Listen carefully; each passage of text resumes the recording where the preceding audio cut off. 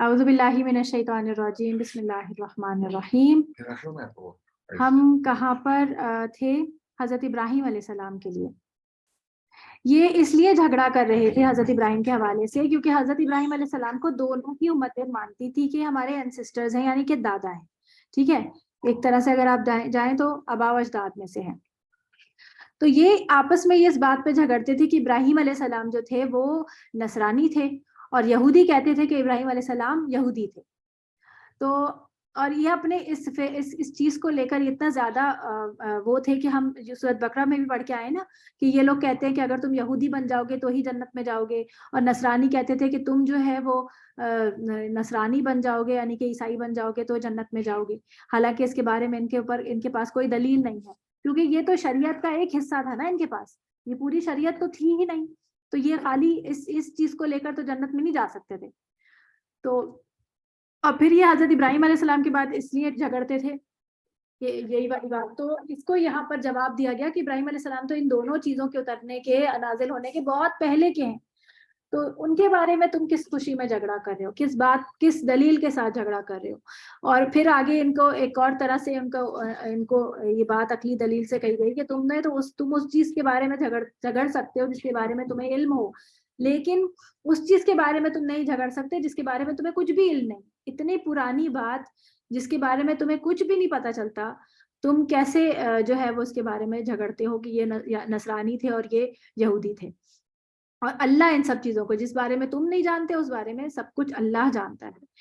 ماں کانا، اب یہاں پر اس کا جواب دیا جا رہا ہے کہ ابراہیم اصل میں کون تھے۔ ماں کانا ابراہیم یہودین ولا نصرانین، نہ تو یہودی تھے اور نہ ہی نصرانی تھے یعنی عیسائی، ولیکن لیکن کانا وہ تھے حنیفن یکسو مسلمان، یعنی وہ توحید پر تھے۔ بیسیکلی یہ بتانا مطلب ہے حنیفن مسلمان کا مطلب ہوتا ہے کہ توحید پر ہونا، کہ وہ بالکل توحید پر تھے۔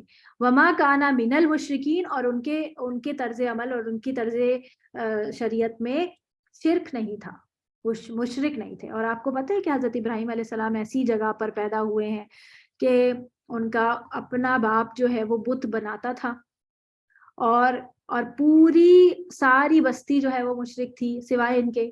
اور جب انہوں نے پوری طرح سے لوگوں کو سمجھانے کی کوشش کی، ہر قسم کے عقلی دلائل دیے، وہ نہیں مانے، اور آخرکار اپوزیشن یعنی مخالفت اتنی بڑی تھی کہ ابراہیم علیہ السلام کو انہوں نے ایک آگ لگا کر، الاؤ جو ہوتا ہے آگ، بڑی سی آگ لگا کر اس میں جھونک دیا تھا۔ جب حضرت ابراہیم علیہ السلام کو اس میں جھونکا گیا تو اللہ تعالیٰ نے حضرت جبرائیل علیہ السلام کو حکم دیا، اور انہوں نے پلک جھپکنے میں جو ہے وہ ان کو اپنے پروں میں اٹھا لیا تھا، اور آگ کو اللہ تعالیٰ نے حکم دیا تھا کہ ٹھنڈی ہو جا، کیونکہ اگر آپ آگ کے قریب بھی پہنچے تو اس کی حدت کہیں نہ کہیں اسٹیم جو ہوتی ہے وہ ہیٹ وہ لگ جاتی ہے، تو اللہ تعالیٰ نے ہیٹ بھی نہیں لگنے دی تھی اپنے یکسو بندے کو۔ ماشاء اللہ، یہ وہ نبی ہے جن کو اللہ تعالیٰ نے خلیل اللہ کا لقب دیا۔ خلیل اللہ کہہ کر اللہ تعالیٰ نے پکارا کہ یہ میرے دوست ہیں، یہ اللہ کے دوست ہیں۔ تو توحید اور اللہ کی وفاداری اور اللہ کے لیے کام کرنا یہ اللہ کو بہت پسند ہے، اور یہ چیز جو ہے وہ انسان اگر یہ حاصل کر لے، یہ اچیو کر لے، تو پھر اس کے لیے اور کوئی یعنی کہ اور چیزیں اس کے لیے بالکل بےمانی ہو جاتی ہیں۔ اللہ کی محبت، اللہ کی دوستی اگر مل جائے تو دنیا کی چیزیں اور دنیا کی ہر چیز ہیٹ ہو جاتی ہے اس کے آگے۔ ان اول الناسی، اچھا یہیں تک رکھنا تھا، 67 تک ہماری آیات تھی، ٹھیک ہے، آج کا لیسن یہیں تک ہے۔ آج کی دعا میں نے انشاءاللہ میں آپ کو گروپ میں بھیجوں گی، میں نے آج کی نکال ہی نہیں، کل کی 2 ہو گئی تھی، آج کی میں نکالنا بھول گئی۔ اچھا جی، 67 تک کریں گے آج، کیونکہ یہ چیز جو ہے یہ والی آیت اس کے ساتھ چل رہی تھی، اس کے کانٹیکس میں چل رہی تھی، اس لیے مجھے یہ آیت آج ہی کرنی تھی، تو اس لیے میں نے، کیونکہ دیکھیں یہ 2 چیزوں میں جھگڑا ہو رہا تھا، پھر جھگڑا کے فوراً بعد پھر جو جواب تھے یہ 2 قسم کے جواب تھے، تو وہ مجھے اس میں کمپلیٹ کرنا تھا اسی سبق میں، اس وجہ سے۔ چلیں جی، پھر اب آپ لوگ مجھے بتائیں کہ آپ لوگوں میں سے کوئی کچھ کہنا چاہتا ہے، کوئی سوال ہے، کوئی کنفیوژن؟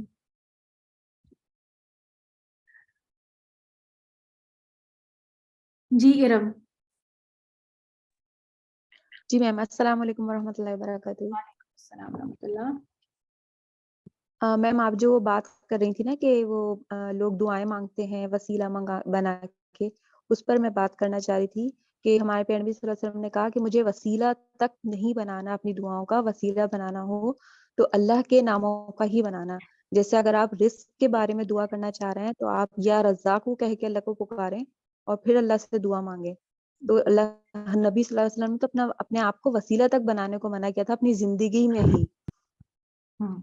اور اب جو ہے ہمارے ہاں لوگ پنجتن کو اور بزرگوں کو اور شاہ ولی اللہ کو اور پتہ نہیں کس کس کو وسیلے بنا کے اور باقاعدہ یہ کہتے ہیں کہ ہم انہیں وسیلہ بنا رہے ہیں، وہ ہماری جو دعا ہے وہ اللہ تک پہنچائیں گے.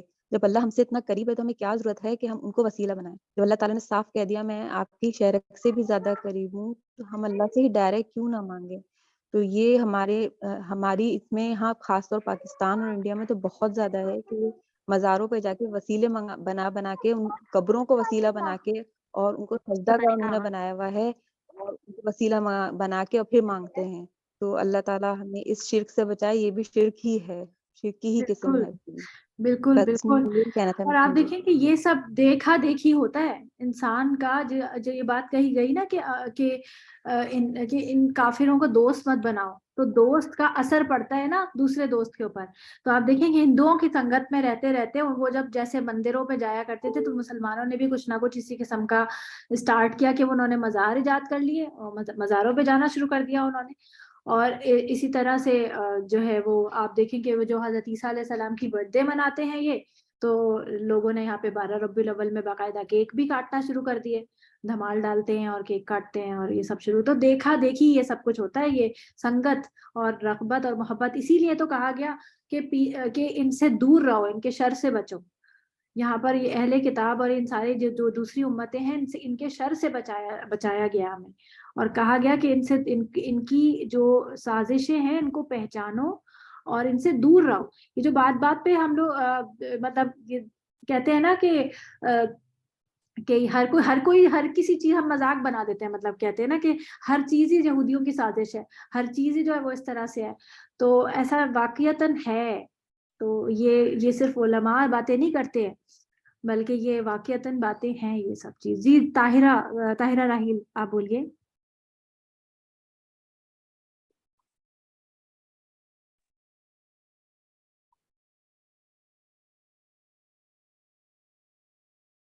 جی طاہرہ آپ کی آواز نہیں آ رہی مجھے. آپ نے انمیوٹ تو کیا، آواز نہیں آ رہی.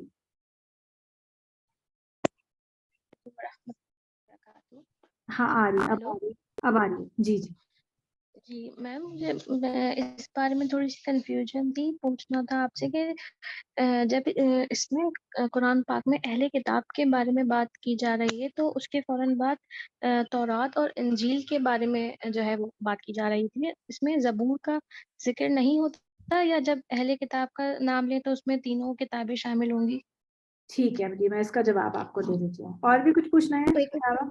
جی جی، ایک چیز مجھے اور پوچھنی تھی. آیت نمبر 61 میں آپ نے بتایا تھا کہ آپ وسلم کے بعد کے پاس پتہ نہیں کہاں سے کچھ لوگ آئے تھے جو ان سے بحث کر رہے تھے، پھر آپ نے نجران بتایا تھا نجران نجران سے لوگ. اوکے اوکے، جزاک اللہ میم. اوکے جی.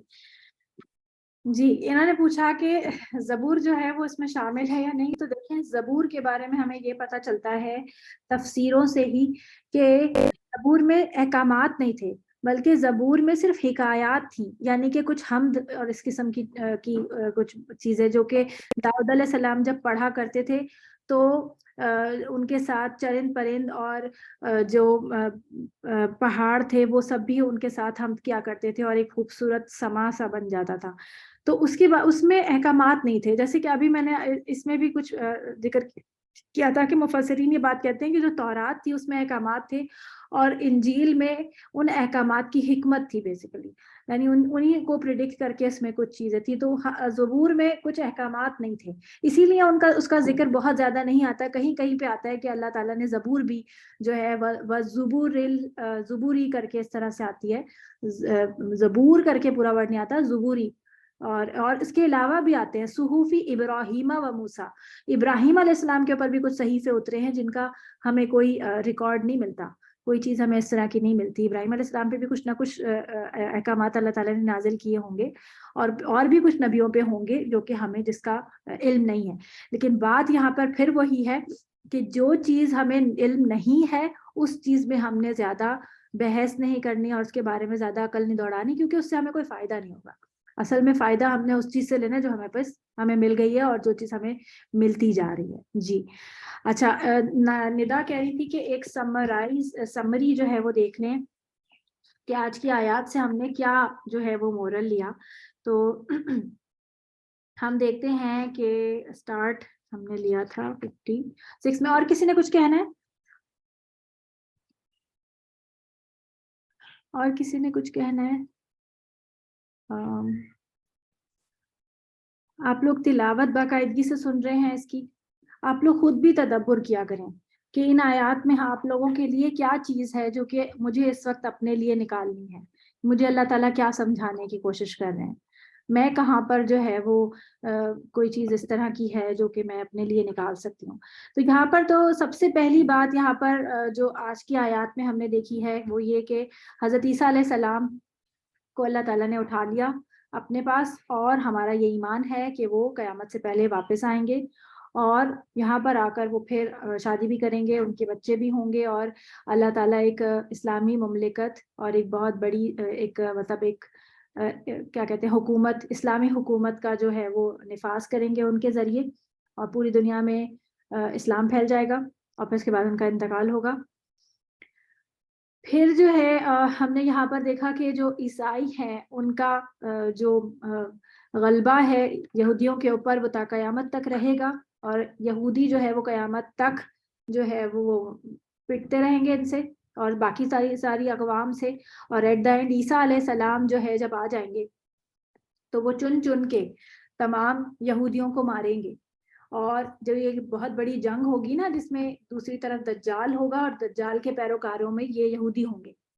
اور یہ جو باقی دوسری طرف کیا ہوگا کہ جب عیسیٰ علیہ السلام, آپ کو پتہ ہے عیسیٰ علیہ السلام آئیں گے کیسے؟ عیسیٰ علیہ السلام آئیں گے ایک مسجد کے ممبر پہ نمودار ہوں گے, اور وہ جب وہ آئیں گے تو حدیث میں آتا ہے اور کہ ان کے بالوں سے پانی ٹپک رہا ہوگا, یعنی کہ وہ جیسے فریش نہا کے آئے ہیں اس طرح سے. تو ہو سکتا ہے کہ یہ جو لفظ آ رہا ہے یہاں پر کہ طاہرو کا بھی ابھی میرے ذہن میں آیا کہ میں تمہیں پاک کرنے والا ہوں, تو ہو سکتا ہے اللہ تعالیٰ انہیں غسل دیا ہو اور وہ اسی طرح سے جو ہے وہ حالت میں اتر رہے ہوں, غسل کی حالت میں, کہ ان کے بالوں سے پانی ٹپک رہا ہوگا. اور وہ آئیں گے تو اس وقت آئیں گے جب نماز پڑھی جا رہی ہوگی, اب نماز کھڑی ہو رہی ہوگی, اور حضرت جو امام مہدی ہوں گے, امام مہدی جو ہے وہ نماز پڑھا رہے ہیں.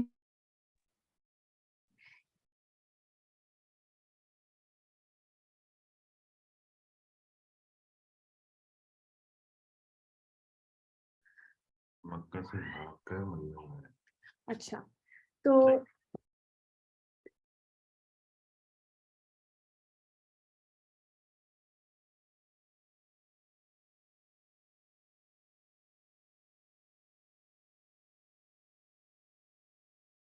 اچھا, تو جب نماز کھڑی ہو رہی ہوگی اور غالباً جو ہے وہ حضرت امام مہدی ہی نماز پڑھا رہے ہوں گے, اس کے بارے میں شیور نہیں ہوں, نماز پڑھائی جا رہی ہوگی اور ان کو کہا جائے گا, جب ان کو لوگ پہچان لیں گے تو کہا جائے گا کہ آپ امامت کریں, تو وہ کہیں گے کہ نہیں آپ ہی امامت کریں, اور وہ ان کی امامت میں نماز ادا کریں گے. تو اس سے یہ ڈکلیئر ہو جائے گا کہ وہ ایک نئی شریعت نہیں لے کے آئے, یا یہ کہ وہ نبی صلی اللہ علیہ وسلم کے فالوور بن کے جو ہے وہ آئیں گے, یعنی کہ اسی نبی, جیسے اگر نبی بن کے آ رہے تو وہ اس میں ہے, اسی شریعت کے انڈر ہیں. تو اس ان کے اس عمل سے حضرت جو بھی عیسائی ہوں گے وہ سب مسلمان ہو جائیں گے, اور پھر دو ہی قومیں رہ جائیں گی, ایک طرف مسلمان اور دوسری طرف یہودی. اور پھر ان سے جنگ ہوگی, اور جب جنگ ہوگی تو اس میں دجال کو اپنے ہاتھ سے یہ قتل کریں گے اور عیسیٰ علیہ السلام, اور پھر اس کے بعد ایک یہودی کو پکڑ کے سارے مسلمان جو ہے وہ ان کو قتل کریں گے, حتیٰ کہ جو یہ اگر کسی درخت کے پیچھے بھی چھپیں گے یا کسی پتھر کے پیچھے چھپیں گے تو وہ بھی ان کو پکار کے کہے گا کہ یہاں میرے پیچھے یہودی ہے, اس کو مارو. یعنی پھر سارے چن چن کے یہودیوں کو مار دیا جائے گا، اور پھر اس کے بعد جو ہے وہ پوری طرح سے ایک ہی امت رہے گی اس دنیا میں، اور وہ ہوں گے مسلمان، جو کہ سارے کے سارے پوری حکومت جو ہے وہ قائم ہو جائے گی۔ اور اس کے بارے میں بڑی خوبصورت بات آتی ہے کہ پھر زکوٰۃ لینے والا اتنا امن اور امان ہوگا کہ زکوٰۃ لینے والا کوئی نہیں رہے گا، یعنی سب ہی کوالٹی پر ہوں گے، کوئی غریب نہیں رہے گا، سب کے سب۔ یعنی کہ اگر آپ دیکھیں کہ اگر واقعتاً جو اللہ کا نظام ہے، جس طرح سے اللہ تعالیٰ نے اس کو پلان کیا ہے، اگر ہم ویسا ہی اس کو کر دیں نا، تو یہ جو دولت کی جو ہیر پھیر اس طرح کی ہوئی بھی ہے نا، کہ صرف جو امیر ہے وہ امیر تر ہوا چلا جا رہا ہے، غریب غریب تر ہوتا جا رہا ہے، تو یہ چیز ختم ہو جائے، اور اگر واقعی سب لوگوں کی زکوٰۃ ایکولی ڈسٹریبیوٹ ہونا شروع ہو جائے، تو پھر کوئی بھی مانگنے کی اس میں نہ رہے۔ یہ مجھے سٹی کا نہیں آئیڈیا کہ کس سٹی میں ہوں گے ظاہر، میں اس کو دیکھ کے بتاؤں گی آپ کو۔ اچھا جی سائرہ آپ بتائیے، آپ کچھ کہہ رہی ہیں؟ جی سوری ٹیچر، میں یہ پوچھ رہی تھی، آپ نے کہا نا یہودی مار کھاتے رہیں گے عیسائیوں سے، لیکن ابھی جو فی الحال جو دیکھا جا رہا ہے کہ عیسائی اور مسلمان سب یہودیوں سے ہی مار کھا رہے ہیں اور وہ ہر چیز میں آگے ہیں، تو اس حوالے سے میں تھوڑا سا پوچھنا چاہ رہی تھی۔ میں نے بتایا تھا شروع میں کہ ان کے پیچھے عیسائی جو ہیں وہ ان کی پشت پناہی ہے، یعنی عیسائی ان کے ساتھ ہی بنے ہوئے ہیں، تبھی جو ہے یہ ابھی بڑے بڑے عہدوں پہ ہیں۔ اور یہ وجہ کیا ہے؟ ان کے پاس پیسہ بہت ہے، یہودیوں کے بعد بہت پیسہ ہے، اور پیسے کی وجہ سے انہوں نے سود پہ عیسائی ممالکوں کو بھی بہت قرضہ دے رکھا ہے، اور اس طرح سے انہوں نے کسی طرح مینیپولیٹ کر کے اپنے جو ہے وہ اپنی پوزیشن قائم کی ہوئی ہے۔ لیکن اگر یہ پیچھے عیسائی جو ہے یہ متحد ہو جائیں اور یہ ان کو گرانا چاہیں تو یہ آرام سے گرا سکتے ہیں۔ یہ صرف ایک طرح سے ایک دکھاوا ٹائپ کی ہے یہ چیز، اصل میں تو یہ ان سے ڈرتے بھی ہیں، مغلوب بھی ہیں ان سے۔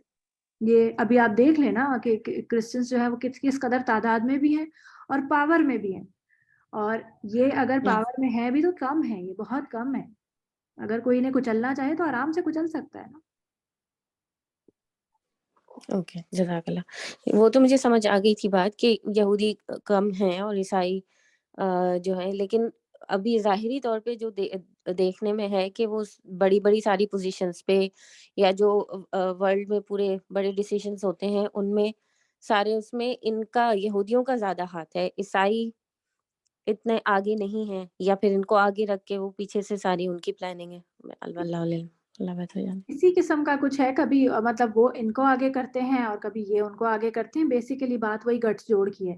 ابھی ان دونوں کا موٹو ہم ہے، اور وہ کہتے ہیں نا دشمن کا دشمن بھی دوست ہوتا ہے، تو یہ اس وجہ سے یہ اس طرح سے دوستی ہوئی بھی ہے کہ ہم اصل میں سارا ٹارگٹ ہم ہے کہ ہماری نسلوں کو خراب کیا جائے، ہمیں کمزور کیا جائے، ہمارے اندر بزدلی ڈالی جائے۔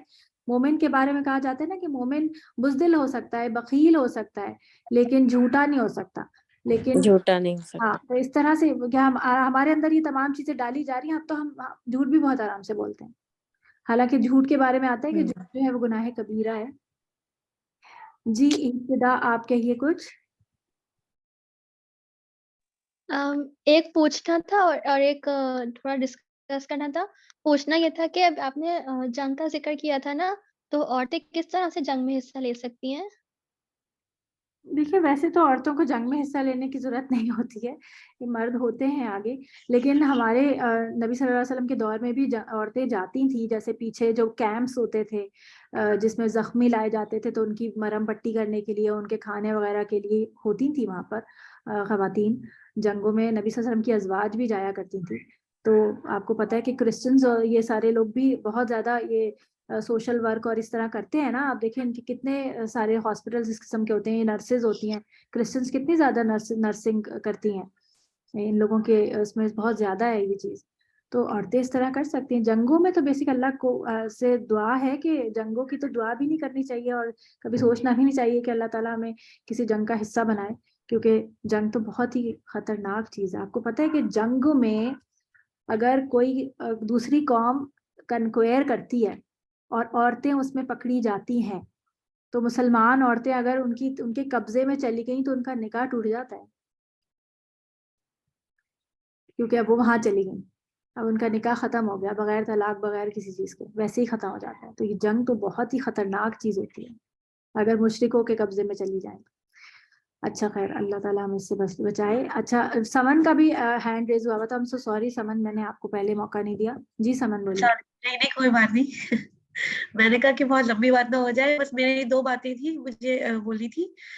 ایک تو یہ کہ آپ اس بارے میں بات کریں گے کہ وہ تمام کسی بھی درخت کے پیچھے چھپیں گے یہودی, تو وہ بھی ان سے بولیں گے کہ یہ ہمارے پیچھے چھپا ہوا ہے. اس وقت شاید کوئی ایک درخت ہوگا جو ان کو پناہ دے گا یا ان کے بارے میں بتائے گا نہیں, تو وہ یہودی جو ہے وہ اس پرٹیکولر درخت کی کاشت بہت کر رہے ہیں. یہ میں نے سنا تھا کہیں, تو میں نے کہا میں بتا دوں.